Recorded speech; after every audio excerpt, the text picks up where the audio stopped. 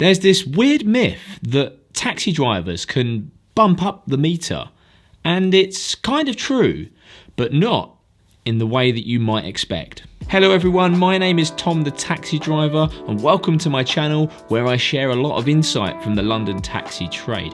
If you enjoy what I do here, consider hitting that subscribe button down below. It doesn't matter where you're from, people always have this notion that cab drivers will always go around the houses to bump up the meter. And while yes, that method does technically work, the meter will go higher, the only problem is that it takes a lot of time. Time is my biggest enemy in the cab. When I come out, I can only work as hard as the meter. I only have so many hours in the day to make that meter go as high as possible. So the biggest secret to the taximeter is not distance, but it's actually efficiency, or turning over multiple jobs. And make sure you stay to the very end because I'll be sharing that one specific tool that London taxi drivers have to make their meter earnings go even further. The modern taximeter was actually invented towards the end of the 19th century. 1891, a German man called Friedrich Gustav Wilhelm Brunn in Berlin. Taximeters were originally a mechanical device mounted to the outside of the cab. And interestingly enough, it is actually from the word taximeter that we get the terminology taxi, i.e. a vehicle fitted with a taximeter is therefore a taxi.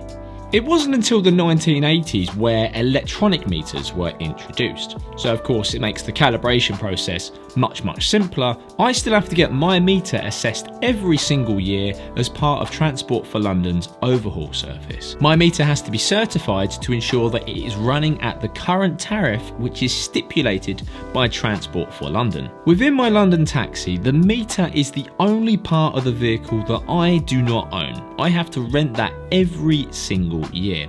And despite its technical looking appearance, there's only one button I use on a daily basis. On, off, start, stop, on, off, start, stop. That's it, that's all I do with that meter. Now there is a button on my meter called extras, and in decades gone by that might have been for extra passengers, it might have been for extra luggage, but the only reason you will see that being used today in London is if your journey starts at Heathrow Airport, where the driver can add £2.80 of extras to the meter, and that is to reimburse the driver for their costs of going through the Heathrow feeder park. Heathrow feeder park is a giant taxi rank, and the driver has to pay £7 to join that taxi rank. That's the basic meter functions, and even if I did somehow had a way of making the meter run faster, that's technically fraud, which is punishable by jail, and I don't really want to go there. So with meter manipulation off the table, what other options do I have to get the most out of the taximeter? Now I actually have historical evidence of taxi drivers wanting to be the most efficient to get the most out of their meters. And it's a simple phrase which, if you're a Londoner or if you've got taxis in decades gone by, you in doubt would have heard this at some point. And that is, sorry, I don't go south of the water. Now the reason for this saying is down to the efficiency of where cab drivers pick up their jobs. If we looked at a heat map of London, arguably the best point for a taxi driver to be would be within a radius of Piccadilly Circus. And in fact, in years gone by, it was even referred to cab drivers as the magic circle, because it's kind of where the jobs all emanate from. The idea is that if you could be busy in Central, drop one person off, another person gets back in, you are going to earn far more money than being pulled out of the centre zone and having a lot of dead time. Thankfully, due to accountability and regulations, taxi drivers can only turn down a job if it is greater than 12 miles, takes more than an hour to complete, or if the passenger is drunk and possibly has no means of paying for the fare. So the old saying of I don't go south of the water has pretty much died out now, and you'll find it is much easier to get a cab going south. Think about this turnover of jobs a bit like a restaurateur. Someone who owns a restaurant makes more money by having more covers or more tables of people. A restaurateur doesn't earn more money because he stuffs the people full and gets them to get desserts. No. He turns over more tables. And the same thing happens in the cab trades. You're going to make much more money and more efficiently by turning over jobs. There are actually two variables that make turnover of jobs and efficiency even more appealing. The first of which is flag fall, and the second is a potential tip. Now, flag fall actually comes back to our original taximeter, so called because when the cab was for hire, the flag would be raised, and when you hired a cab, you would pull that flag down, initiating the start of the meter. Now, flag fall is actually the price that the meter starts at. Currently in London, that starts at £3.20. Now, if you then decided, well, actually, I don't want to go anywhere, can I get out now? You have to pay £3.20 because you've hailed me down, you have hired me, and that's just the price of the starting fare. I'm sure that if I started my meter and then just sat still for an hour, it would go to about £40. But if I could somehow make a business where 100 people would get in and out of my taxi, £3.20, £3.20, I'm sure I can hit that meter button 100 times within an hour. That is a far better business model. Of course, that would come to about £320. So a far greater earning just because I've started and stopped that meter. That's a pretty good living if I could find a justifiable way of just getting people into the taxi, sat down, and then getting them back out again. Now, secondly, there's the likelihood of a tip. Now, this isn't always guaranteed, but of course, the more jobs that I do, the higher the likelihood I will get a tip. And anecdotally, I can confirm on smaller journeys, I will generally get a higher percentage tip. I.e., if the metered fare comes to £8, it's not uncommon for someone to round that up to £10.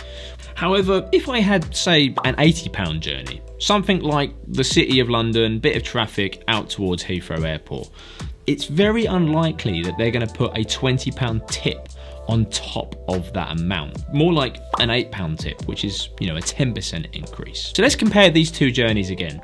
£8 with a £2 tip is £10 in total. £3.20 is just starting the meter, and £2 is the tip.